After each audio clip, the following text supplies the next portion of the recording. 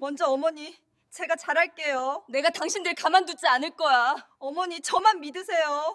모든 걸 뺏을 거야. 평생 모은 전 재산이 하루아침에 사라졌습니다. 정옥 씨, 이 건물은 이제 압류됐습니다. 안 한 달 돼요. 안에 나가셔야 합니다. 안 돼요. 이건 내 건물이에요. 이건 내 건물이에요. 평생 모은 재산이라고. 평생 모은 재산이라고요? 이건 사기예요. 우리가 속은 거라고요? 여기 도장 찍혀 있습니다. 법적으론 문제 없어요. 제발, 제발 한 번만 더 생각해 주세요. 한 달 안에 비워주세요. 그게 법입니다. 믿었던 며느리에게 모든 것을 빼앗긴 그날, 그들의 지옥이 시작됐습니다. 안녕하세요, 여러분. 오늘도 찾아주셔서 감사합니다. 오늘 들려드릴 이야기는 두 얼굴의 며느리입니다. 법으론 죄가 없었지만 인생은 끝내 죗값을 물었던 한 가족의 이야기입니다. 영상 시작 전 구독과 좋아요 버튼을 눌러주시면 더 좋은 이야기로 보답하겠습니다. 그럼 이야기 시작하겠습니다. 5월의 순천은 햇살이 따사로웠습니다. 정옥은 아침부터 집 앞 화단을 정리하고 있었어요. 68배 나이지만 허리는 꼿꼿했고 손놀림은 여전히 빨랐죠. 20년 넘게 부동산 중개업을 하며 악착같이 모은 돈으로 지금은 5층짜리 건물 하나, 7층짜리 건물 하나를 소유하고 있었습니다. 세입자들이 내는 월세만으로도 넉넉히 먹고 살 수 있는 형편이었어요. 하지만 정옥의 마음 한구석엔 늘 허전함이 있었습니다. 아들 민수가 서울로 떠난 뒤로 집은 너무 조용했거든요. 전화기 너머로 들려오는 아들의 목소리는 늘 지쳐 있었고 정옥은 그게 마음에 걸렸어요. 엄마, 괜찮아. 회사 일이 좀 바쁠 뿐이야. 민수는 늘 그렇게 대답했지만 정옥은 알고 있었습니다. 아들이 힘들어하고 있다는 걸요. 그런 민수가 어제 갑자기 전화를 걸어왔어요. 엄마, 나 내일 내려갈게. 정옥은 가슴이 철렁했습니다. 무슨 일 있니? 아니, 그냥 좀 쉬고 싶어서. 목소리에 힘이 없었어요. 정옥은 더 묻지 않았습니다. 아들이 돌아온다는 것만으로도 기뻤거든요. 밤새 이불을 털고 방을 청소하며 아들을 맞을 준비를 했어요. 냉장고엔 민수가 좋아하는 반찬들을 가득 채워 넣었죠. 오후 2시쯤 택시 한 대가 집 앞에 섰습니다. 민수가 큰 캐리어를 끌고 내렸어요. 정옥은 앞치마를 벗으며 달려나갔습니다. 아이고, 우리 아들. 많이 힘들었지? 민수는 마른 미소를 지었어요. 얼굴이 많이 야위어 있었습니다. 턱선은 날카로워졌고 눈가엔 그늘이 드리워져 있었어요. 엄마, 나 회사 그만뒀어. 민수의 목소리는 낮게 가라앉아 있었습니다. 정옥은 잠시 말을 잃었어요. 그만뒀다고? 응. 서울은 내 자리가 아닌가 봐. 더 이상은 못 버티겠더라고. 민수의 어깨가 축 처져 있었습니다. 정옥은 가슴이 먹먹했지만 애써 밝게 웃으며 말했어요. 그래, 여기서 쉬었다가 해보자. 넌 아직 젊잖아. 엄마 건물도 있고 뭐든 할 수 있어. 천천히 생각해보면 되는 거야. 민수는 고개를 끄덕였지만 표정은 여전히 어두웠어요. 정옥은 아들의 캐리어를 끌려고 손을 뻗었습니다. 그때였어요. 택시 뒷문이 다시 열리고 한 여자가 천천히 내렸습니다. 단정한 베이지색 원피스에 깔끔하게 묶은 머리, 하얀 피부에 단아한 인상이었죠. 여자는 차분하게 주변을 둘러보더니 정옥 쪽으로 시선을 옮겼어요. 정옥은 눈을 깜빡였습니다. 저 사람은 누구니? 민수가 어색하게 웃으며 대답했어요. 아, 엄마. 소개할게. 강지현이야. 내 예비 신부. 정옥은 그 자리에 얼어붙었습니다. 귀를 의심했어요. 결혼이라니 언제 그렇게 됐어? 너 나한테 한마디도 안 했잖아. 목소리가 떨렸습니다. 민수는 눈을 피하며 말했어요. 서울에서 만났어. 작년 가을쯤. 엄마한테 미리 말 못해서 미안해. 상황이 좀 복잡했어. 정욱은 할 말을 잃었어요. 아들이 여자를 만나고 있다는 것도 몰랐는데 결혼까지 생각하고 있었다니. 게다가 아무런 상의도 없이 집까지 데려오다니. 지연은 정욱에게 천천히 다가왔습니다. 그리고는 공손히 허리를 숙이며 말했어요. 어머니, 처음 뵙겠습니다. 강지연이라고 합니다. 민수 오빠한테 많은 이야기 들었어요. 잘 부탁드립니다. 목소리는 부드럽고 차분했습니다. 하지만 정욱은 어딘가 이상한 느낌을 받았어요. 지연의 눈빛이 너무 차가웠거든요. 입가엔 미소가 있었지만 눈은 전혀 웃지 않았습니다. 마치 무언가를 계산하고 있는 듯한 시선이었어요. 정욱은 애써 미소를 지으며 말했습니다. 그래, 어서 들어와. 멀리서 왔을 텐데 힘들었지? 민수가 미리 얘기를 했으면 좋았을 텐데. 지연은 고개를 끄덕이며 대답했어요. 괜찮습니다. 갑자기 내려오게 돼서 저희도 준비가 부족했어요. 불편하게 해드려 죄송합니다. 예의는 바른 것 같았지만 정욱은 왠지 마음이 편치 않았습니다. 집 안으로 들어서자 지연은 천천히 이곳저곳을 둘러보았습니다. 거실의 가구들, 벽에 걸린 액자들, 장식장 위의 도자기들까지 하나하나 시선을 옮기며 살폈어요. 정욱은 그 모습이 신경 쓰였습니다. 마치 감정인이 집을 평가하는 것 같았거든요. 집이 참 좋네요. 지연이 말했습니다.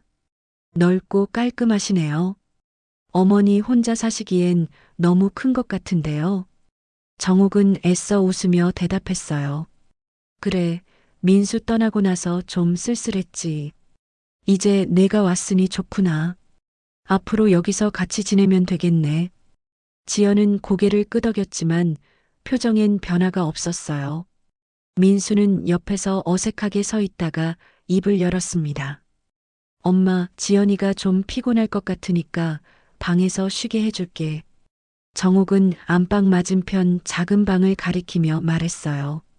저기 방 써. 이불은 깨끗한 걸로 깔아뒀어. 지연은 공손히 인사하고 방으로 들어갔습니다. 문이 닫히자 정욱은 민수를 불렀어요. 민수야, 얘기 좀 하자. 민수는 난처한 표정을 지었습니다. 엄마, 나중에 천천히 얘기할게. 지금은 좀. 정욱은 더 이상 말하지 않았습니다. 아들이 지쳐 있는 게 보였거든요. 하지만 속마음은 복잡했어요. 도대체 저 여자는 어떤 사람일까? 민수가 힘들 때 만났다는데 믿을 수 있는 사람인가? 불안한 마음을 안고 정욱은 저녁 준비를 시작했습니다. 저녁 식사 시간이 되자 지연이 방에서 나왔어요. 머리를 다시 정돈하고 나온 모습이었습니다. 정욱은 상을 차리며 말했어요. 지연 씨, 배고프지? 민수 좋아하는 반찬들로 준비했어. 넌 뭘 좋아하는지 몰라서 일단 이것저것 다 했는데. 지연은 자리에 앉으며 대답했습니다. 감사합니다. 정가리는 거 없어요. 식사가 시작되었지만 분위기는 어색했습니다. 민수는 말이 없었고 지연은 조용히 밥을 먹었어요. 정욱은 침묵을 깨기 위해 물었습니다. 지연 씨, 고향이 어디예요? 서울 사람인가 봐? 지연은 젓가락을 내려놓으며 대답했어요. 네, 서울에서 태어나고 자랐습니다. 부모님은 어디 계세요? 우리 민수랑 결혼한다는 얘기는 하셨고? 지연의 표정이 미묘하게 변했습니다. 아버지는 돌아가셨고 어머니는 지방에 계세요. 자주 연락은 안 하고 지냅니다. 결혼 얘기는 아직 안 했어요. 목소리에 감정이 없었어요. 정욱은 더 묻고 싶었지만 민수가 눈치를 주는 게 느껴져서 입을 다물었습니다. 식사가 끝나고 지연은 자리에서 일어나며 말했어요. 어머니, 설거지는 제가 할게요. 맛있게 잘 먹었습니다. 아니야, 괜찮아. 넌 쉬어. 먼 길 왔잖아. 정옥이 말했지만 지연은 이미 그릇들을 들고 부엌으로 향했습니다. 정옥은 그 뒷모습을 바라보며 생각했어요. 예의는 바른 것 같은데 뭔가 마음이 안 놓여. 그날 밤 정옥은 잠을 이루지 못했습니다. 방 안을 서성이며 생각에 잠겼어요. 저 여자 뭔가 이상해. 눈빛이 너무 차갑고 웃을 때도 진심이 느껴지지 않아. 민수가 좋아한다지만 정말 믿어도 되는 걸까? 불안한 마음은 쉽게 가라앉지 않았습니다. 정옥은 한숨을 쉬며 창밖을 바라보았어요. 달빛 아래 고요한 마당이 보였지만 정옥의 마음은 조금도 평온하지 않았습니다. 며칠이 지났습니다. 지연은 집안일에 익숙해지는 듯 보였어요. 아침이면 일찍 일어나 부엌에서 소리 없이 움직였고 정옥이 눈을 뜨면 이미 식탁엔 아침상이 차려져 있었습니다. 어머니, 주무셨어요? 아침 드세요. 지연의 목소리는 언제나 공손했어요. 하지만 정옥은 그 친절이 어딘가 어색하게 느껴졌습니다. 마치 연습한 대사를 읽는 것 같았거든요. 민수는 순천에 내려온 뒤로 기운을 되찾는 것처럼 보였어요. 엄마, 나 식당 하나 차려볼까 해. 작은 거라도. 정옥은 반가웠습니다. 그래, 좋지. 엄마가 1층 건물에 빈 가게 하나 있으니까 거기 쓰면 되겠네. 권리금도 안 내도 되고. 민수는 환하게 웃었어요. 고마워, 엄마. 지연이랑 같이 한번 해볼게. 지연도 옆에서 고개를 끄덕였습니다. 어머니, 감사합니다. 제가 식당 일은 좀 해봐서 도움이 될 것 같아요. 정옥은 놀랐어요. 그래, 어디서 일했어? 서울에서 작은 음식점에서 몇 년 일했어요. 주방 일도 하고 홀서빙도 했죠. 지연의 대답은 간결했습니다. 정옥은 그제야 조금 마음이 놓였어요. 그래, 일손이라도 보태준다면 다행이지. 며칠 뒤 식당 준비가 시작되었습니다. 민수와 지연은 아침부터 저녁까지 가게를 정리했어요. 페인트 칠을 하고 낡은 집기들을 치우고 새 테이블과 의자를 들여놓았죠. 정옥도 가끔 내려가서 도왔습니다. 민수야, 이거 여기 놓으면 되겠니? 응, 엄마. 고마워. 민수는 땀을 닦으며 웃었어요. 오랜만에 보는 아들의 밝은 얼굴이었습니다. 지연은 구석에서 장부를 정리하고 있었어요. 정옥이 다가가 물었습니다. 지연 씨, 뭐해? 아, 어머니. 장부 좀 만들고 있어요. 매출이랑 지출 관리하려고요. 지연은 노트북을 펼쳐놓고 꼼꼼하게 표를 작성하고 있었어요. 정옥은 감탄했습니다. 오, 그런 것까지 할 줄 아네. 요즘 젊은 사람들은 다르긴 다르구나. 지연은 미소를 지었습니다. 별거 아니에요. 예전에 배워둔 게 도움이 되네요. 하지만 그 미소는 여전히 눈까지 닿지 않았어요. 정옥은 왠지 모를 불편함을 느꼈지만 애써 무시했습니다. 아들이 행복해 보였으니까요. 저녁 식사 시간이었습니다. 지연이 부엌에서 나오며 말했어요. 어머니, 오늘 반찬은 제가 했어요. 입맛에 맞으실지 모르겠네요. 식탁에는 된장찌개, 생선구이, 나물 반찬들이 정갈하게 차려져 있었어요. 정옥은 한 입 먹어보고 고개를 끄덕였습니다. 맛있네. 솜씨가 좋구나. 민수가 기뻐하며 말했어요. 그치? 지연이 요리 진짜 잘해.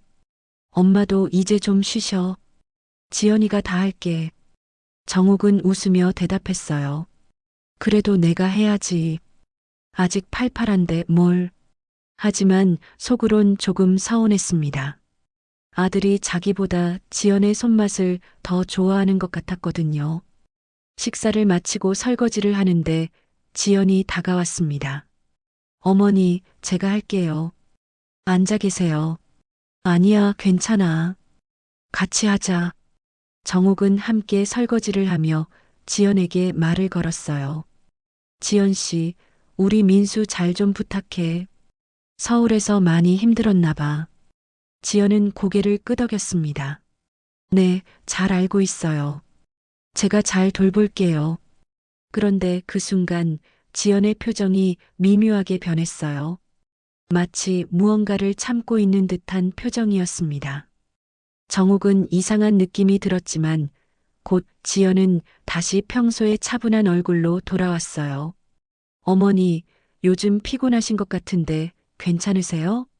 응, 난 괜찮아. 왜? 아니에요. 그냥 좀 쉬시는 게 좋을 것 같아서요. 그날 밤 정옥은 또다시 잠을 이루지 못했습니다. 지연의 그 표정이 자꾸 떠올랐거든요. 뭔가 숨기고 있는 것 같았는데 기분 탓인가. 정옥은 베개를 뒤척이며 한숨을 쉬었어요. 며칠 뒤 작은 사건이 일어났습니다. 정옥이 장을 보고 돌아오는 길이었어요. 집 앞에서 민수와 지연이 나란히 서서 무언가 이야기하고 있었습니다. 정옥은 다가가려다 멈췄어요. 지연의 목소리가 들렸거든요. 오빠 어머니가 저를 못마땅해 하시는 것 같아요. 정옥은 깜짝 놀라 숨을 죽였습니다. 민수가 물었어요. 무슨 소리야? 엄마가 왜? 지연의 목소리가 떨렸습니다. 식사 때마다 저를 쳐다보시는 눈빛이 너무 무서워요. 제가 뭘 잘못한 건지 불안해요. 민수가 지연의 어깨를 감싸며 말했어요. 미안해, 지연아. 내가 엄마한테 얘기할게. 정옥은 그 자리에 얼어붙었습니다. 내가 무서운 눈빛으로 언제? 억울함이 치밀어 올랐어요. 정옥은 지연을 경계하긴 했지만 함부로 대한 적은 없었거든요. 오히려 최대한 친절하게 대하려 애썼는데 정옥은 주먹을 꽉 쥐었습니다. 하지만 그 자리에서 나설 수가 없었어요. 아들이 오해하고 있다는 걸 어떻게 설명할 수 있을까요? 저녁 식사 시간 분위기가 이상했습니다. 민수가 정옥을 보는 눈빛이 차가웠어요. 엄마, 지연이 마음 좀 편하게 해줘요. 정옥은 당황했습니다. 무슨 소리야? 지연이가 엄마한테 눈치 보인대요. 아직 시골 생활에 적응이 안 된 거예요. 좀 이해해줘요. 정옥은 할 말을 잃었습니다. 민수야, 난 지연 씨한테 잘해주려고 엄마가 그렇게 생각하시는 거고, 지연이는 다르게 느낄 수 있잖아요. 제발 부탁이에요. 민수의 목소리는 단호했어요. 지연은 옆에서 고개를 숙이고 있었습니다. 어깨가 조금 떨리는 것처럼 보였어요. 정옥은 가슴이 답답했습니다. 억울했지만 변명할 수가 없었어요. 아들의 눈엔 이미 자신이 며느리를 구박하는 시어머니로 비춰지고 있었으니까요. 정옥은 젓가락을 내려놓고 방으로 들어갔습니다. 문을 닫고 나서야 눈물이 흘러내렸어요. 내가 뭘 잘못했다고 내가 뭘. 그날 밤 정옥은 창밖을 바라보며 생각했습니다. 저 여자 일부러 그러는 건가? 아니면 정말로 날 무서워하는 걸까? 하지만 아무리 생각해도 답은 나오지 않았어요. 다만 한 가지는 확실했습니다. 지연이 온 뒤로 아들과의 사이가 점점 멀어지고 있다는 것. 정옥은 깊은 한숨을 내쉬었습니다. 밤은 깊어만 갔고 정옥의 불안은 커져만 갔어요. 식당 개업일이 다가왔습니다. 민수와 지연은 바쁘게 움직였고 정옥도 이것저것 거들었어요. 민수야, 간판은 언제 달아? 내일 업체에서 온대요, 엄마. 민수는 설레는 얼굴로 대답했습니다.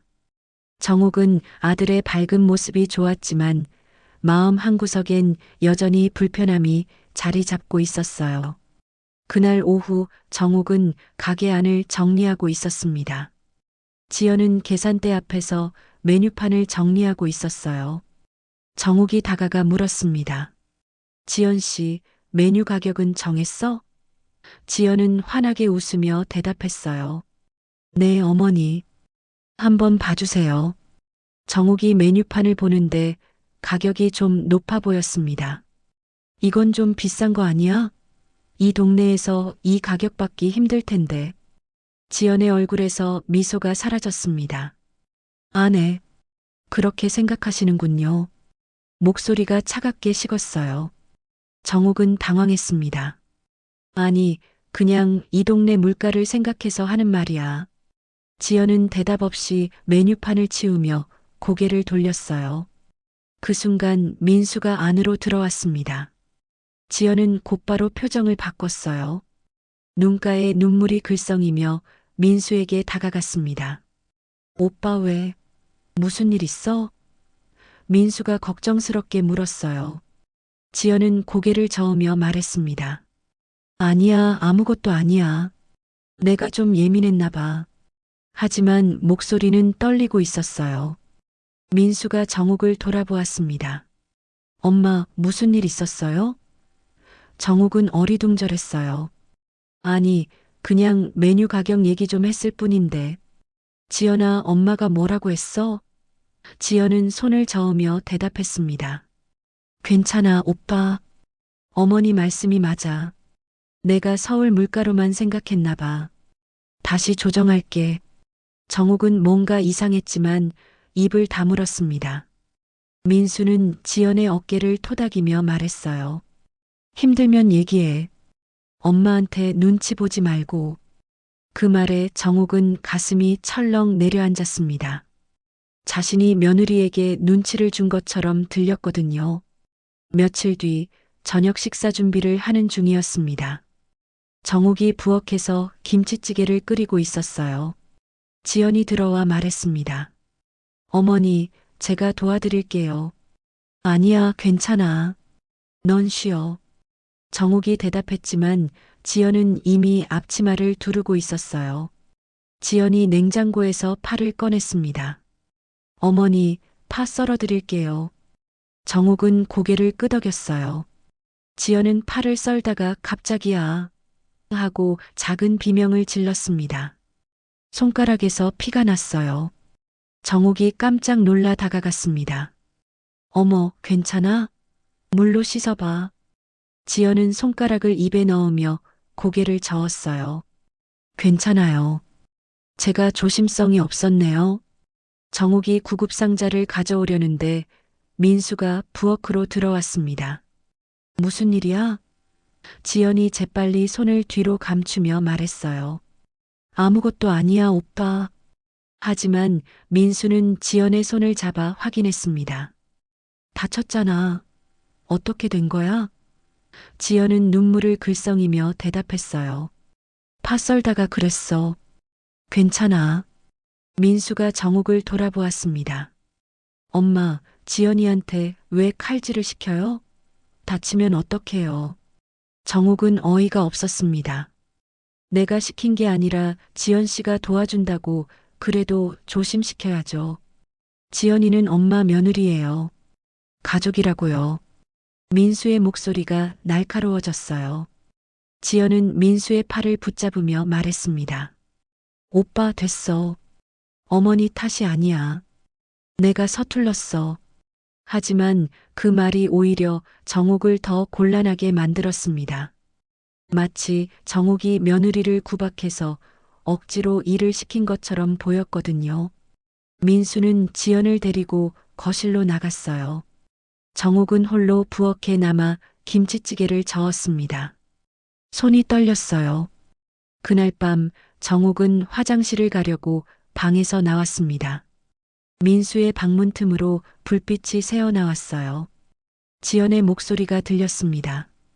오빠, 오늘도 어머니가 저한테 그러셨어. 메뉴 가격도 마음에 안 드신대. 제가 서울에서 일했던 게 다 거짓말인 것처럼 대하시고. 민수가 위로하는 소리가 들렸습니다. 미안해, 지연아. 엄마가 원래 좀 까다로워. 이해해줘. 전 괜찮아요. 그냥 어머니한테 인정받고 싶은데 자꾸 실수만 하는 것 같아서. 오늘도 부엌에서 다쳤잖아요. 어머니가 얼마나 실망하셨을까. 정욱은 가슴이 무너지는 것 같았습니다. 자신은 지연을 탓한 적이 없는데 아들의 귀엔 그렇게 들어간 거예요. 정옥은 화장실도 가지 않고 방으로 돌아왔습니다. 침대에 앉아 눈물을 흘렸어요. 며칠 뒤 정옥은 건물 세입자들 월세를 정리하고 있었습니다. 거실 테이블에 통장과 영수증을 펼쳐놓고 계산하고 있었어요. 지연이 옆에 앉으며 물었습니다. 어머니, 뭐 하세요? 월세 정리 좀 하고 있어. 지연이 서류를 훑어보더니 말했어요. 복잡하시겠어요? 제가 도와드릴까요? 정옥은 고개를 저었습니다. 아니야, 괜찮아. 내가 할게. 지연은 잠시 정옥을 바라보다가 자리에서 일어났어요. 표정이 굳어 있었습니다. 그날 저녁 민수가 정옥을 불렀어요. 엄마, 지연이가 월세 관리 도와드린다고 했는데 왜 안 시켜요? 정옥은 당황했습니다. 내가 할 수 있는데 뭐하러 시켜? 엄마 나이도 있으시고 요즘 힘드시잖아요. 지연이가 돕겠다는데 왜 거절하세요? 지연이 마음 상했어요. 민수의 목소리엔 불만이 묻어 있었어요. 정옥은 할 말을 잃었습니다. 도움을 받지 않는 것조차 잘못이 되어버렸어요. 민수야, 엄마는 처음부터 지연이를 믿지 않으셨죠? 그래서 맡기기 싫으신 거잖아요.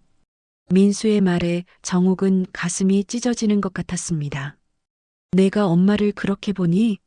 엄마가 언제 이제 그만하세요, 엄마. 지연이한테 좀 마음 열어주세요. 민수는 자리를 떠났습니다. 정옥은 그 자리에 주저앉았어요. 모든 게 꼬여가고 있었습니다. 무엇을 해도 무엇을 하지 않아도 잘못이 되었어요. 지연은 교묘하게 상황을 만들었고 아들은 그 모든 것을 정옥의 탓으로 돌렸습니다. 정옥은 그제야 깨달았습니다. 지연은 의도적으로 이러고 있다는 것을. 자신의 앞에서는 차갑게 대하다가도 민수 앞에서는 상처받은 며느리를 연기하고 있었어요. 하지만 그걸 어떻게 증명할 수 있을까요? 정옥은 무력했습니다. 아들은 이미 지연의 편이었고 자신은 점점 고립되어 가고 있었어요. 식당은 생각보다 장사가 잘 됐습니다. 개업한 지 한 달이 지나자 단골 손님들이 생기기 시작했어요. 사장님, 오늘도 김치찌개 2인분이요. 여기 된장찌개 추가요. 민수는 주방에서 분주하게 움직였고 지연은 홀에서 능숙하게 손님들을 응대했습니다. 정옥도 가끔 가게에 나가 설거지를 도왔어요. 어느 날 저녁 지연이 두꺼운 파일을 들고 거실로 나왔습니다. 어머니, 민수 오빠 잠깐 앉으세요. 보여드릴 게 있어요. 정옥과 민수는 소파에 앉았어요. 지연은 파일을 테이블 위에 펼쳤습니다. 제가 이번 달 매출이랑 지출을 정리해 봤어요. 파일 안에는 깔끔하게 정리된 표와 그래프가 들어 있었어요. 일자별 매출, 식자재비, 인건비, 공과금까지 세세하게 기록되어 있었습니다. 민수가 감탄하며 말했어요. 우와, 지연아. 이거 내가 다 한 거야? 응. 예전에 회계 격리 일 좀 해봐서 이렇게 정리해야 나중에 세금 신고할 때도 편하거든. 정옥도 놀랐습니다. 대단하네. 이런 걸 어떻게 다 알아? 지연은 겸손하게 웃으며 대답했어요. 별거 아니에요. 그냥 배운 게 좀 있어서요. 어머니, 그런데 건물 관리는 어떻게 하세요? 세입자들 월세나 관리비 같은 거요. 정옥은 손을 흔들며 말했습니다. 아, 그건 내가 알아서 해. 매달 통장으로 들어오는 거 확인하고 세금 낼 거 내고 그러지 뭐. 지연이 조심스럽게 물었어요. 장부 같은 건 따로 정리하세요? 장부? 그냥 통장 내역 보면 다 나오는데 뭐. 정옥은 크게 신경 쓰지 않는 듯 했습니다. 지연은 잠시 생각하다가 말했어요.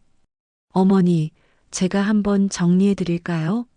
건물이 2채나 되시니까 체계적으로 관리하시는 게 좋을 것 같아요.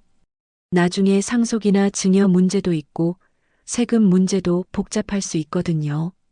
민수가 거들었습니다. 그래, 엄마. 지연이한테 맡겨봐. 전문적으로 배운 사람이 하는 게 나아. 정욱은 조금 망설였습니다. 건물은 자신의 전 재산이었거든요. 하지만 민수와 지연의 기대 어린 눈빛을 보니 거절하기 어려웠어요. 그래, 그럼 한번 해봐. 복잡하면 말하고. 지연은 환하게 웃었습니다. 감사합니다, 어머니. 꼼꼼하게 정리해 드릴게요.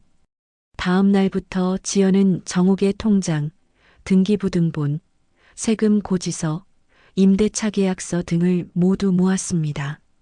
며칠 동안 노트북 앞에 앉아 자료를 입력하고 정리했어요. 정욱은 지연이 일하는 모습을 보며 감탄했습니다. 저렇게 열심히 하네. 우리 민수가 좋은 사람 만났어. 일주일 뒤 지연이 다시 파일을 들고 나왔습니다. 어머니, 다 정리했어요. 파일을 펼치자 건물별 세입자 명단, 월세 입금 내역, 공과금 내역, 수리비 지출, 재산세 납부 내역까지 모든 게 한눈에 들어왔어요. 심지어 그래프로 월별 수익까지 정리되어 있었습니다. 정욱은 입이 벌어졌습니다. 이게 다 우리 건물 자료야? 이렇게 정리할 수도 있구나. 민수도 옆에서 놀라며 말했어요. 지연아, 진짜 대단하다. 엄마, 이제 편하시겠네요. 지연은 웃으며 대답했습니다. 이제부턴 제가 매달 정리해 드릴게요. 어머니는 그냥 확인만 하시면 돼요. 정욱은 고마웠습니다. 지연 씨, 정말 고맙구나. 내가 없었으면 난 평생 저렇게 정리할 생각도 못했을 거야. 지연은 정욱의 손을 잡으며 말했어요. 아니에요, 어머니. 가족인데 당연한 거죠. 그 순간 정욱은 지연에 대한 경계심이 조금 누그러지는 걸 느꼈습니다. 내가 너무 예민했나? 이렇게 착한 애인데. 며칠 뒤 지연이 말했습니다. 어머니, 월세 받으실 때 제 계좌로 입금 받으시는 게 어때요? 제가 바로바로 정리해서 보고 드릴 수 있거든요. 정욱은 잠시 망설였어요. 하지만 민수가 거들었습니다. 그게 낫겠다, 엄마. 지연이가 관리하는 게 훨씬 체계적이잖아. 정욱은 고개를 끄덕였습니다. 그래, 그럼 그렇게 하자. 지연은 바로 세입자들에게 연락해 계좌번호를 변경했어요. 다음 달부터 월세는 지연의 통장으로 들어오기 시작했습니다. 지연은 입금될 때마다 정욱에게 문자로 알려줬어요. 어머니, 5층 3호 입금 확인했습니다. 7층 6호 월세 들어왔어요. 정욱은 안심했습니다. 역시 젊은 사람이 하니까 빠르고 정확하네. 지연은 매달 말일이 되면 정리된 보고서를 정욱에게 보여줬어요. 이번 달 총 수입은 이만큼이고 지출은 이 정도예요. 순수익은 여기 표시했어요. 정욱은 만족스러웠습니다. 그러던 어느 날 지연이 조심스럽게 말했어요. 어머니, 공과금이랑 관리비도 제가 처리하면 안 될까요? 자동이체로 해놓으면 편하실 텐데. 정욱은 흔쾌히 동의했습니다. 그래, 내가 알아서 해줘. 난 이런 거 챙기는 게 귀찮더라. 지연은 미소를 지으며 대답했어요. 네, 어머니. 제가 다 처리할게요. 며칠 뒤 지연은 은행 업무를 보러 간다며 정욱의 도장을 빌려갔습니다. 어머니, 자동이체 신청하려면 도장이 필요해요. 그래, 가져가. 정욱은 아무 의심 없이 도장을 내줬어요. 민수도 옆에서 말했습니다. 엄마, 지연이 덕분에 엄마 일이 많이 줄었죠? 정욱은 웃으며 고개를 끄덕였습니다. 그러게. 지연 씨가 와서 정말 편해졌어. 지연은 은행에서 돌아와 도장을 돌려줬어요. 다 처리했어요, 어머니. 이제 신경 안 쓰셔도 돼요. 정욱은 고마운 마음에 지연의 손을 잡았습니다. 고생했어, 지연 씨. 그날 밤 정욱은 민수에게 말했어요. 우리 지연 씨 정말 능력 있는 것 같아. 내가 처음엔 오해했나 봐. 민수는 환하게 웃었습니다. 그러게요, 엄마. 지연이 정말 잘하죠? 저도 지연이 만나서 운이 좋아요. 정욱은 흐뭇했습니다. 아들이 행복해 보였거든요. 하지만 정욱은 몰랐습니다. 지금 이 순간부터 자신의 모든 재산이 조금씩 지연의 손아귀로 넘어가고 있다는 것을. 월세 통장, 공과금 관리, 은행 서류, 도장까지. 지연은 차근차근 모든 것을 장악하고 있었어요. 정욱은 편해졌다고 생각했지만 사실은 자신의 삶 전체를 남에게 넘겨주고 있었던 겁니다. 석 달이 흘렀습니다.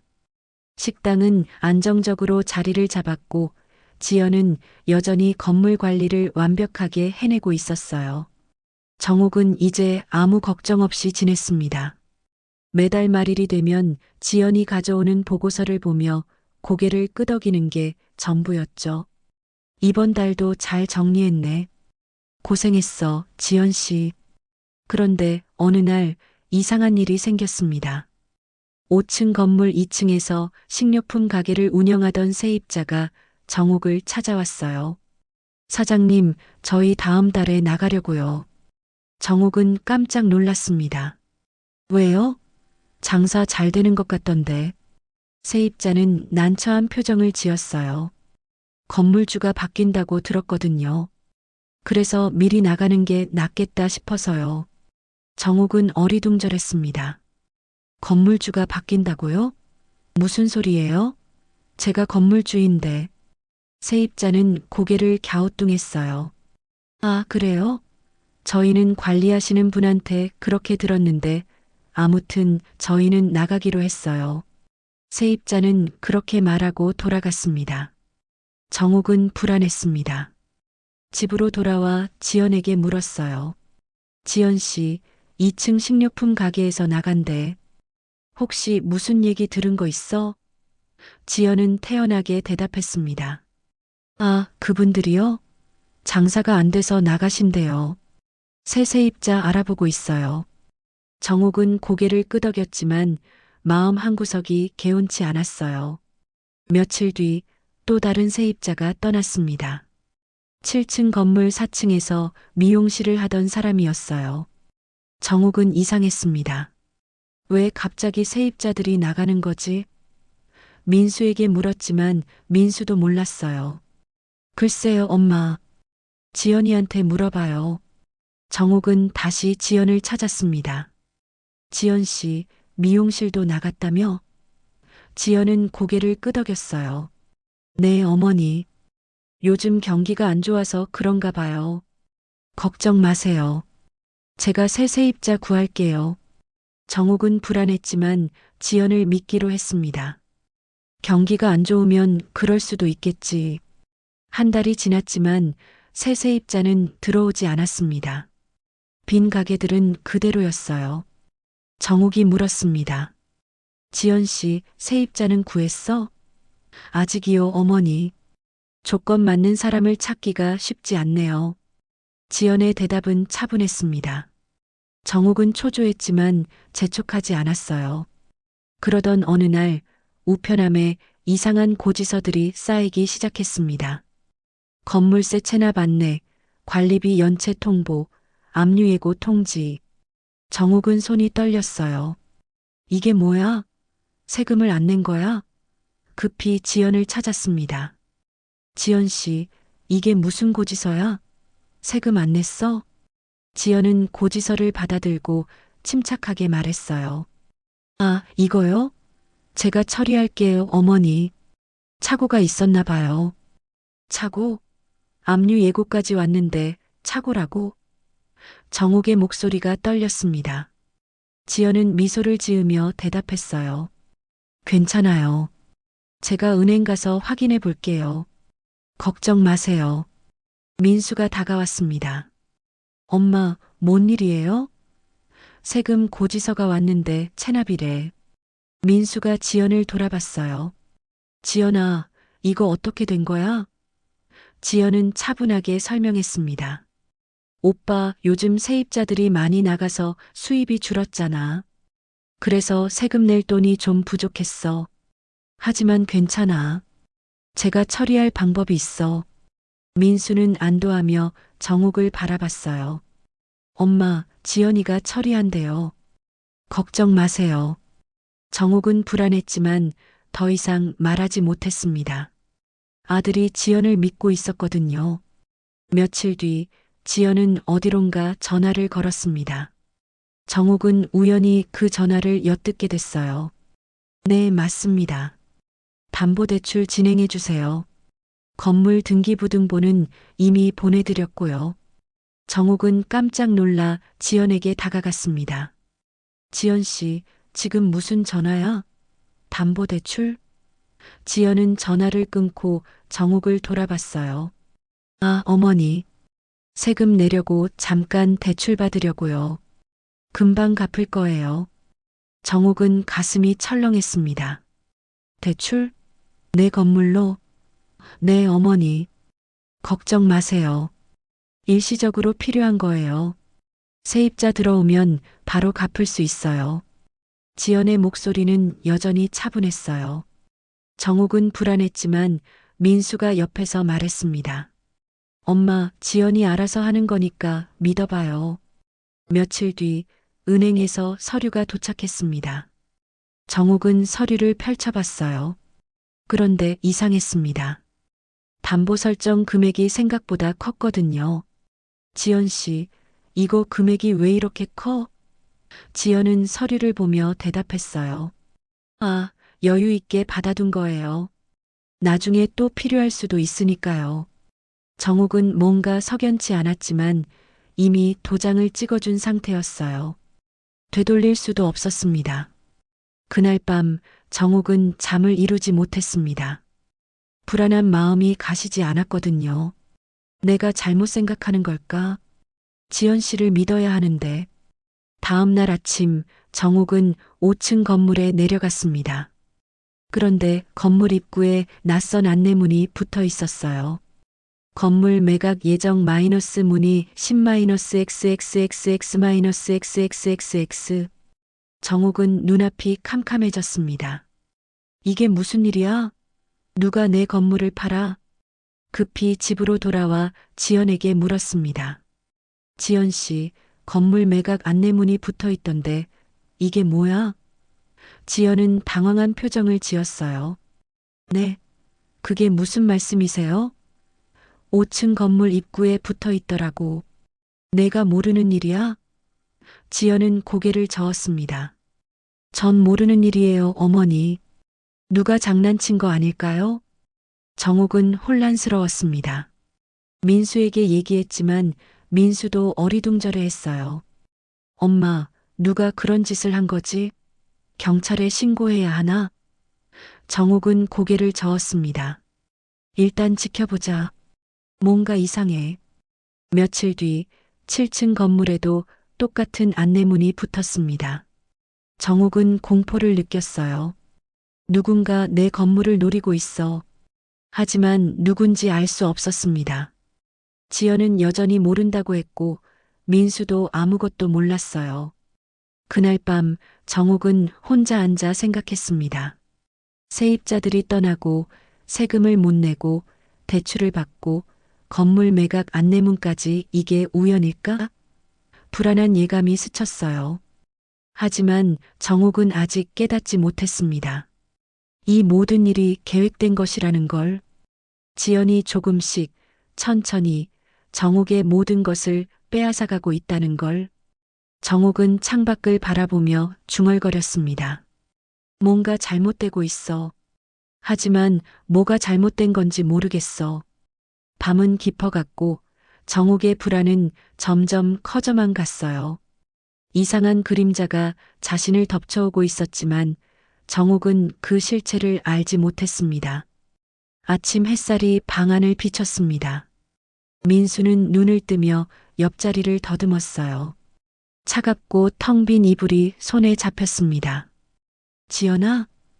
민수는 몸을 일으켜 방 안을 둘러봤어요. 지연은 없었습니다.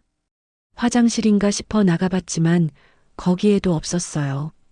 지연아, 어디 갔어? 민수는 집안을 돌아다니며 지연을 찾았습니다. 부엌도 거실도 작은 방도 모두 비어 있었어요. 이상한 느낌이 들었습니다. 민수는 지연의 방으로 갔어요. 옷장을 열어보니 옷들이 절반쯤 사라져 있었습니다. 화장대 위에 늘 놓여있던 화장품들도 보이지 않았어요. 설마 민수는 가슴이 철렁 내려앉았습니다.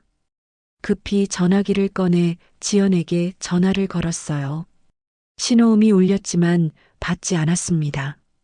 다시 걸었어요. 통화할 수 없습니다. 기계음만 들렸습니다. 민수는 손이 떨렸어요. 계속 전화를 걸었지만 소용없었습니다. 정욱이 민수의 방문을 두드렸습니다. 민수야, 일어났어? 아침 먹어야지. 엄마, 지연이 안 보여요. 민수의 목소리가 떨렸어요.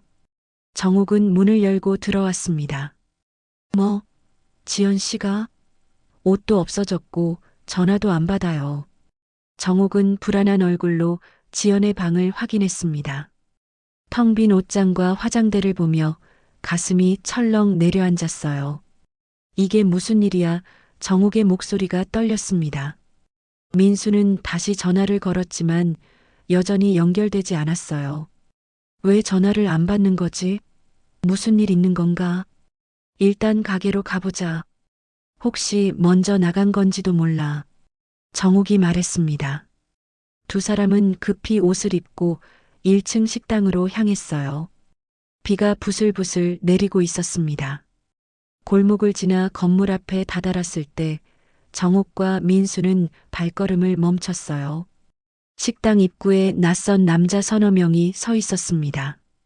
정장을 입은 40대쯤 돼 보이는 남자가 수행원들과 함께 뭔가 서류를 붙이고 있었어요. 빨간 글씨로 된 통지서였습니다. 민수는 다가가 물었어요. 저기요, 뭐 하시는 거예요? 남자는 민수를 돌아보며 공손하게 인사했습니다. 안녕하세요. 혹시 민수 씨 맞으십니까? 네, 그런데 누구세요? 남자는 명함을 꺼내 건넸어요. 대한금융대부 대표 박도진. 저는 박도진이라고 합니다. 강지연 씨와 함께 대출 업무를 진행했던 사람입니다. 정욱이 다가왔습니다. 대출이요? 무슨 대출 말씀이세요? 박도진은 차분한 목소리로 대답했어요. 이 건물에 12억 원, 7층 건물에 23억 원, 총 35억 원의 담보대출이 설정되어 있습니다. 대출자는 강지연 씨이고 담보는 정욱 씨 소유의 두 건물입니다. 민수는 믿을 수 없다는 표정을 지었어요. 35억이요? 그게 무슨 소리예요? 박도진은 서류 가방에서 두꺼운 파일을 꺼냈습니다. 여기 계약서가 있습니다. 작년 9월에 실행된 대출이고요. 현재 석 달째 이자도 납부되지 않아서 차압 절차를 진행하는 중입니다. 정욱은 서류를 받아보았습니다. 분명히 자신의 도장이 찍혀 있었어요. 손이 떨렸습니다.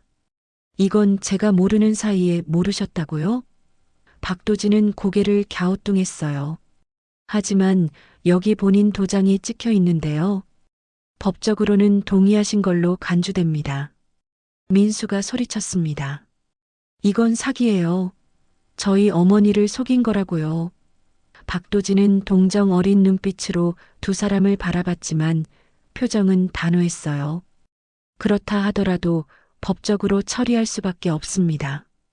오늘은 차압 통지서를 붙이러 왔습니다. 한 달 안에 원금과 이자를 갚지 못하시면 건물은 경매로 넘어갑니다.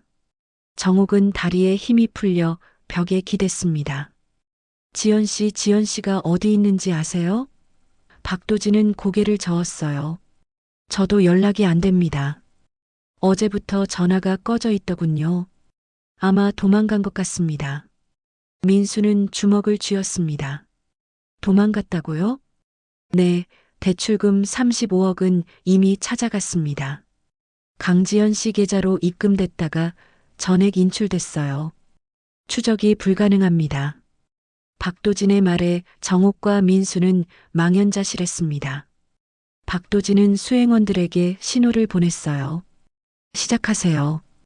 수행원들은 식당 입구와 건물 곳곳에 빨간 글씨로 된 차압 통지서를 붙이기 시작했습니다. 부동산 담보권 실행 마이너스 대한금융대부. 지나가던 사람들이 멈춰서서 구경했어요. 민수는 얼굴이 화끈거렸습니다. 저기요, 제발 좀. 박도진은 단호하게 말했어요. 죄송합니다. 저도 사업하는 사람이라 어쩔 수 없습니다. 법적 절차대로 진행해야 합니다. 정옥이 박도진의 팔을 붙잡았습니다. 한 번만 더 생각해 주세요. 이건 제 평생 재산이에요. 제발. 박도진은 정옥의 손을 천천히 떼어냈어요. 마음은 이해합니다. 하지만 저도 투자자들한테 책임이 있습니다. 강지연 씨를 찾으세요. 그분이 돈을 갚으면 되는 일입니다. 정옥은 그 자리에 주저앉았습니다.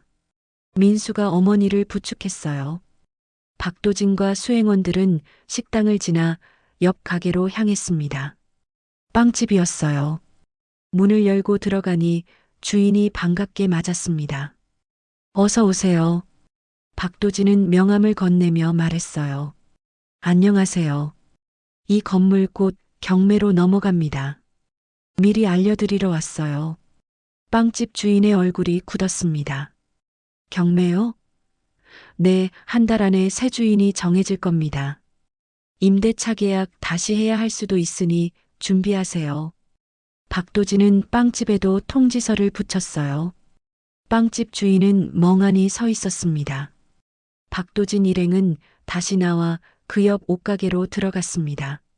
같은 내용을 반복했어요. 옷가게 주인도, 문구점 주인도, 세탁소 주인도 모두 같은 통지서를 받았습니다. 건물 전체가 술렁이기 시작했어요. 저 건물 주인 망했대. 빚이 엄청 많대. 정옥과 민수는 식당 앞에 주저앉아 그 광경을 지켜봤습니다. 세입자들이 하나둘 가게 밖으로 나와 수군거렸어요. 손가락질하는 사람들도 있었습니다. 민수는 고개를 들 수가 없었어요. 정옥은 눈물을 흘리며 중얼거렸습니다. 이럴 수가 내가 평생 모은 게. 박도진은 모든 가게를 돌고 난 뒤 다시 정옥 앞으로 왔습니다. 통지는 다 끝났습니다. 한 달 뒤에 다시 오겠습니다. 그때까지 방법을 찾아보세요. 박도진은 수행원들과 함께 검은 승용차에 올라탔어요. 차가 떠나갔습니다. 정옥과 민수는 빗속에 남겨졌습니다. 주변 사람들의 수군거림이 빗소리에 섞여 들렸어요. 민수는 어머니를 일으켜 세웠습니다. 엄마, 집으로 가요. 두 사람은 비를 맞으며 터벅터벅 집으로 걸어갔어요. 집에 도착해서도 두 사람은 말이 없었습니다. 거실 바닥에 주저앉아 멍하니 앞만 바라봤어요.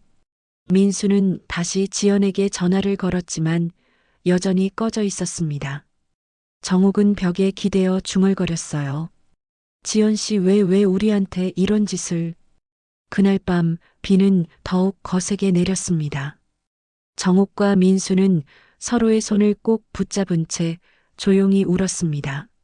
모든 것을 잃어버린 두 사람에게 남은 건 서로밖에 없었어요. 한 달이 빠르게 지나갔습니다.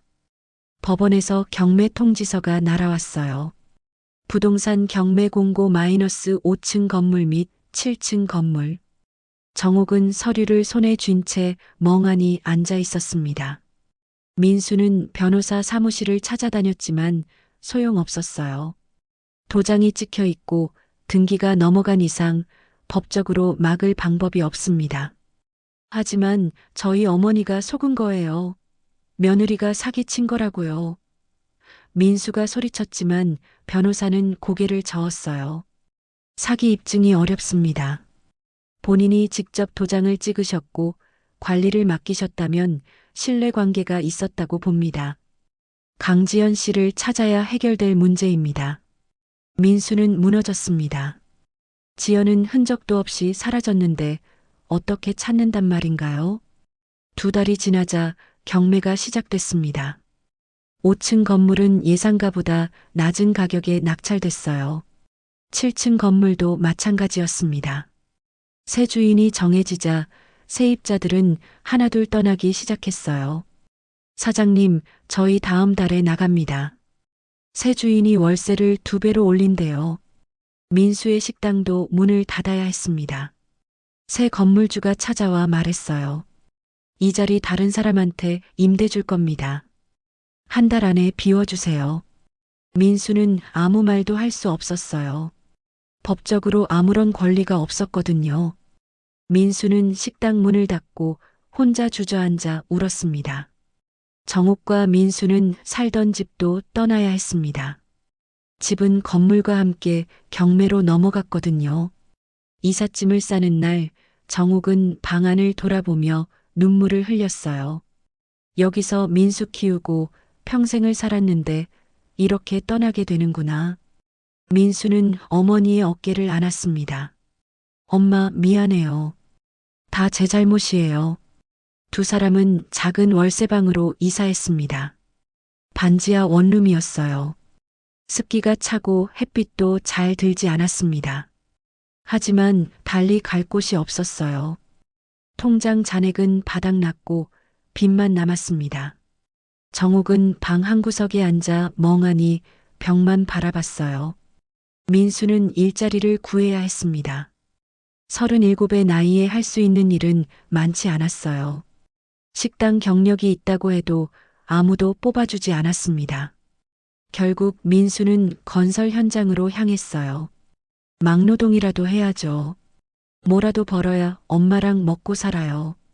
첫 출근 날 민수는 새벽 5시에 일어났습니다. 안전모를 쓰고 작업복을 입었어요. 현장 감독이 소리쳤습니다. 새로운 사람, 저기 가서 벽돌 나르고. 민수는 무거운 벽돌을 어깨에 메고 계단을 오르내렸어요. 허리가 끊어질 것 같았습니다. 점심시간 민수는 구석에 앉아 도시락을 먹었습니다. 옆에 있던 인부가 물었어요. 형은 어떻게 이 일하게 됐어? 민수는 대답하지 못했습니다. 무슨 말을 해야 할까요? 며느리한테 속아서 전 재산을 잃고 여기 왔다고 말할 수 있을까요? 민수는 고개를 숙인 채 밥만 먹었어요. 퇴근 후 집에 돌아오면 정옥이 저녁을 준비하고 있었습니다. 하지만 반찬은 형편없었어요. 김치 몇 조각과 된장찌개가 전부였습니다. 민수야, 많이 힘들었지? 어서 씻고 와. 정옥의 목소리는 힘이 없었어요. 민수는 씻으며 눈물을 흘렸습니다. 물소리에 섞여 흐느끼는 소리가 들렸어요. 정옥도 일을 시작했습니다. 68배 나이에 할 수 있는 일은 더욱 제한적이었어요. 결국 정옥은 가정집 파출부로 일하기 시작했습니다. 아줌마, 여기 화장실 청소 다시 해주세요. 설거지할 때 그릇 좀 조심해요. 깨지면 어떡해요. 주인집 사람들의 말을 들으며 정옥은 허리를 굽혔습니다. 한때는 건물 2채를 가진 자산가였는데 이제는 남의 집 화장실을 닦고 있었어요. 정옥은 걸레를 짜며 눈물을 흘렸습니다. 아무도 보지 않는 화장실 구석에서 조용히 울었어요. 하루는 새 집을 돌았습니다. 아침 8시부터 저녁 6시까지 쉬지 않고 일했어요. 집에 돌아오면 허리가 펴지지 않았습니다. 민수가 어머니를 부축했어요.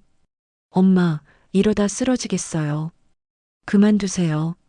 안 돼. 우리 둘이서 벌어야 겨우 살 수 있어. 엄마는 괜찮아. 하지만 괜찮지 않았습니다. 정옥의 손은 거칠어졌고 얼굴엔 주름이 깊어졌어요.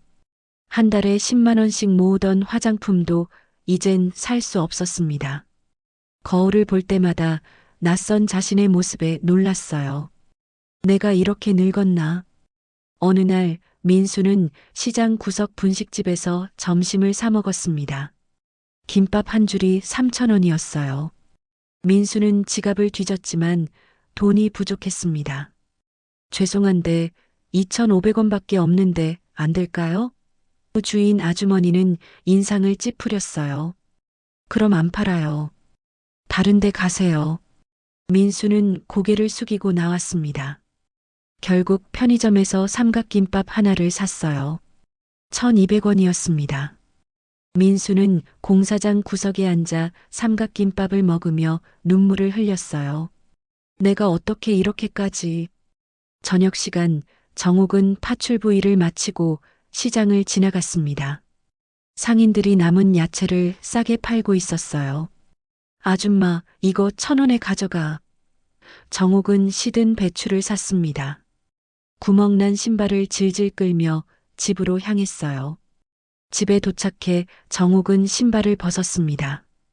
양말에 구멍이 나 있었고 발가락이 보였어요. 정옥은 신발을 말리며 중얼거렸습니다. 이것도 다 떨어졌네. 좀만 더 신어야 하는데. 민수가 퇴근해서 들어왔어요. 얼굴은 먼지투성이었고 작업복은 땀에 젖어 있었습니다. 엄마 다녀왔어요. 어서 와. 씻고 밥 먹어. 두 사람은 좁은 방 한가운데 상을 펴고 마주 앉았어요. 시든 배추로 만든 된장국과 김치가 전부였습니다. 민수는 숟가락을 들다가 눈물이 났어요. 엄마 미안해요. 제가 지연이만 안 데려왔어도. 정옥은 민수의 손을 잡았습니다. 그만해. 다 지나간 일이야. 우리 이제라도 이렇게 살아가는 거지 뭐. 하지만 정옥의 눈에서도 눈물이 흘러내렸어요. 두 사람은 서로를 바라보며 울었습니다. 한때 자산가였던 여자와 그 아들은 이제 바닥의 삶에 갇혀 있었어요. 그날 밤 비가 내렸습니다. 반지하 방엔 습기가 차올랐어요. 정옥은 잠들지 못하고 천장을 바라봤습니다. 그 계집애 도대체 왜 우리한테 그랬을까? 우리가 무슨 잘못을 했기에 대답은 없었습니다. 밤은 깊어만 갔고 정옥의 원망도 깊어만 갔어요. 민수는 옆방에서 도시락을 싸고 있었습니다. 내일도 새벽 5시에 일어나야 했어요. 허리는 아팠지만 쉴 수 없었습니다. 어머니와 자신이 먹고 살려면 일해야 했거든요. 민수는 창밖을 바라보며 중얼거렸습니다. 지연아, 넌 지금 어디서 뭐하고 있니? 우리가 이렇게 사는 걸 알기나 할까? 석 달이 더 지났습니다. 정옥과 민수는 여전히 고된 삶을 이어가고 있었어요. 민수는 공사 현장에서 해가 뜨기 전부터 해가 질 때까지 일했습니다. 어깨는 굳었고 손엔 굳은 살이 박혔어요. 정옥은 하루 새 집을 청소하며 근근히 생활비를 벌었습니다. 두 사람의 얼굴엔 피로와 체념이 번져 있었어요. 어느 금요일 저녁이었습니다. 민수는 공사장에서 퇴근하는 길이었어요. 허리를 펴지 못한 채 터벅터벅 걷고 있었습니다. 정옥도 마지막 파출부 일을 마치고 시장 골목을 지나고 있었어요. 두 사람은 집 앞 골목에서 만나기로 했습니다. 골목 입구에서 정옥이 먼저 도착했습니다. 민수를 기다리며 구멍난 신발을 내려다봤어요.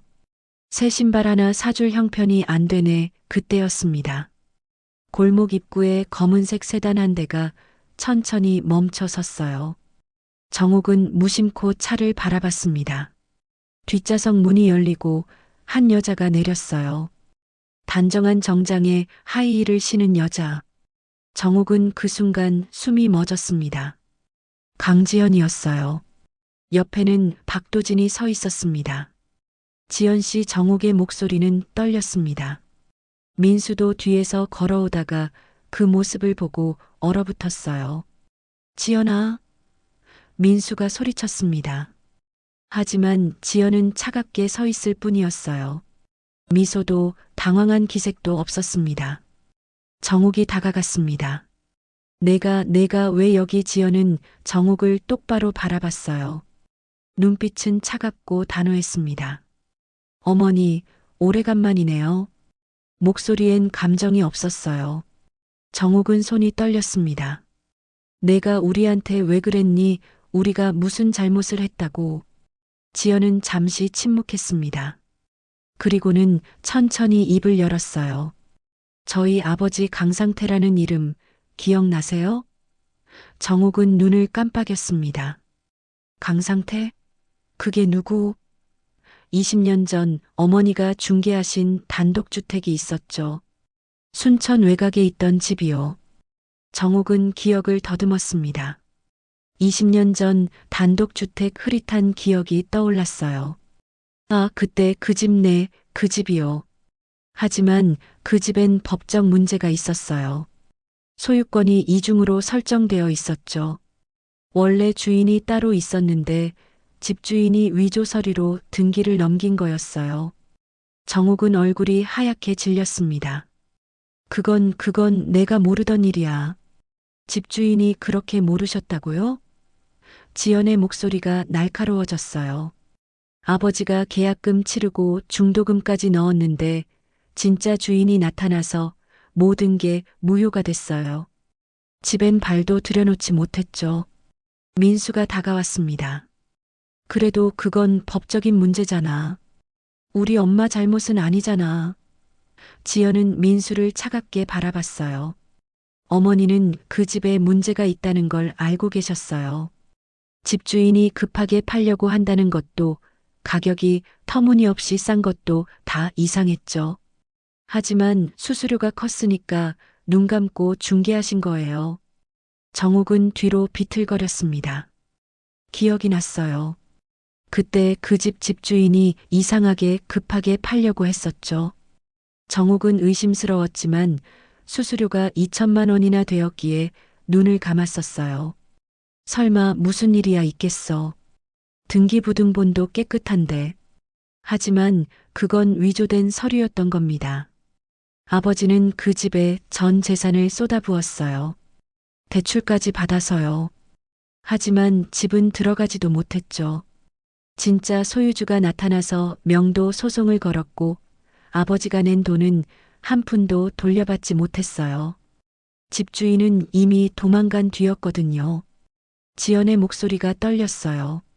아버지는 어머니 사무실로 찾아갔어요. 무릎 꿇고 빌었죠. 제발 도와주세요. 제 전 재산이에요. 어떻게든 해주세요. 하지만 어머니는 뭐라고 하셨죠? 지연은 정옥을 똑바로 바라봤습니다. 집주인한테 가라고 하셨죠. 당신은 중개만 했을 뿐이라고. 책임질 일이 아니라고. 정옥은 기억이 났습니다. 그 남자 사무실 앞에서 울고불고 하던 남자. 제발요. 당신이 중개한 집이에요. 책임져야죠. 하지만 정옥은 냉정하게 대답했었어요. 전 법대로 했어요. 집주인한테 가세요. 전 모르는 일이에요. 아버지는 절망했어요. 지연의 눈에 눈물이 고였습니다. 그리고 어느 날 다시 어머니를 찾아갔죠.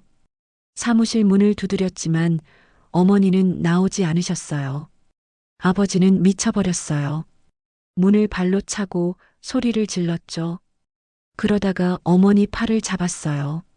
정옥의 눈이 흔들렸습니다. 기억났어요. 그 남자가 자신의 팔을 붙잡고 흔들던 날. 정옥은 비명을 질렀고 옆에 있던 직원이 남자를 밀쳤었죠. 남자는 넘어지며 책상 모서리에 머리를 부딪혔어요. 피가 흘렀습니다. 그 일로 아버지는 폭행죄로 고소당했어요. 지연의 목소리가 차갑게 가라앉았어요. 어머니가 고소하신 거예요. 합의를 해주지 않으셨죠.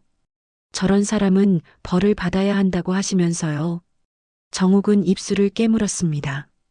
맞아요. 정옥은 합의를 거부했었어요. 그 남자가 무서웠고 화가 났거든요. 아버지는 실형을 선고받았어요. 집행유예도 없이 1년 6개월이요.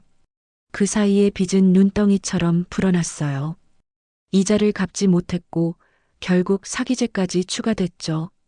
지연은 눈물을 닦았습니다. 형기가 늘어나 5년을 감옥에서 살았어요. 거기서 병을 얻었고 출소한 지 석 달 만에 죽었어요. 정옥은 그 자리에 주저앉았습니다. 그게 내 아버지였단 말이야, 네. 지연은 눈물 한 방울 흘리지 않고 대답했어요. 전 그때 13살이었어요. 아버지가 감옥 갈 때요. 어머니는 충격으로 정신병을 앓았고 전 친척집을 전전하며 자랐어요. 아버지 장례식도 제대로 치르지 못했죠. 민수는 주먹을 쥐었습니다. 그래서 우리한테 복수한 거야? 우린 내 아버지가 누군지도 몰랐어. 알아야 할 필요도 없었죠. 지연은 차갑게 대답했어요. 어머니는 그저 수수료만 챙기고 합의도 해주지 않고 떠났으니까요. 그 뒤에 어떤 가족이 파괴되는지 상관없으셨죠. 정옥은 울부짖었습니다. 하지만 난 법대로 했을 뿐이야. 그 사람이 먼저 날 붙잡았어. 무서웠어. 법대로 하셨다고요? 지연의 목소리가 차갑게 식었어요. 그럼 왜 합의를 안 해주셨어요? 아버지가 무릎 꿇고 빌었는데도요? 그것도 법이었나요? 정옥은 입을 다물었습니다. 맞아요. 강상태는 재판 전에 찾아와 무릎 꿇고 빌었어요. 제발 합의해 주세요. 전 감옥 가면 안 됩니다. 가족이 있어요. 하지만 정옥은 고개를 돌렸습니다. 내가 왜 합의를 해줘야 해? 내가 먼저 잘못한 거잖아. 그래서 돌려드린 거예요. 지연은 담담히 말했어요. 어머니가 아버지한테 한 것을 똑같이요. 법적으론 문제없게 하지만 모든 걸 빼앗아가는 거요. 어머니가 얼마나 괴로운지 바닥에서 사는 게 얼마나 고통스러운지 똑같이 느껴보시라고요. 박도진이 지연의 옆에 섰습니다. 저도 강상태 씨의 옛 동료였습니다. 지연 씨가 찾아왔을 때 기꺼이 도왔죠. 법적으론 완벽했습니다. 정옥 씨가 직접 도장을 찍으셨고 관리를 맡기셨으니까요. 민수는 오열했습니다. 지연아, 복수면 됐잖아. 이젠 멈춰. 우리 더 이상 잃을 것도 없어. 지연은 민수를 바라봤어요. 복수는 끝났어요. 하지만 용서는 시작되지 않았어요. 정옥이 무릎을 꿇었습니다. 제발 용서해줘. 내가 잘못했어. 합의를 해줬어야 했어. 이제 알았어. 지연은 정옥을 내려다봤습니다. 어머니, 법으론 죄가 없었겠죠. 20년 전에도 지금도요. 하지만 사람의 인생엔 법보다 무거운 게 있어요. 그걸 저는 어머니께 배웠어요. 지연은 박도진과 함께 차에 올랐습니다. 차가 천천히 움직이기 시작했어요. 정옥은 땅바닥에 주저앉아 울부짖었습니다. 지연 씨. 하지만 차는 멈추지 않았어요. 빗물이 내리기 시작했습니다. 민수는 어머니를 일으켜 세웠습니다. 두 사람은 비에 젖은 채 서로를 꼭 붙잡았어요. 남은 건 비에 젖은 공사장과 서로의 손을 꼭 붙잡은 정옥과 민수뿐이었습니다. 그들이 평생 모은 모든 것이 사라졌고 이제는 서로밖에 없었어요. 오늘 이야기는 여기까지입니다. 법적으론 문제가 없어도 사람의 마음엔 빚이 남습니다. 우리는 살면서 누군가에게 어떤 흔적을 남기고 있을까요? 오늘 하루도 따뜻한 마음으로 누군가를 대하시길 바랍니다. 이 이야기가 마음에 와닿으셨다면 구독과 좋아요 부탁드립니다. 다음 이야기로 또 찾아뵙겠습니다. 건강하세요. 인생의 나침반이었습니다.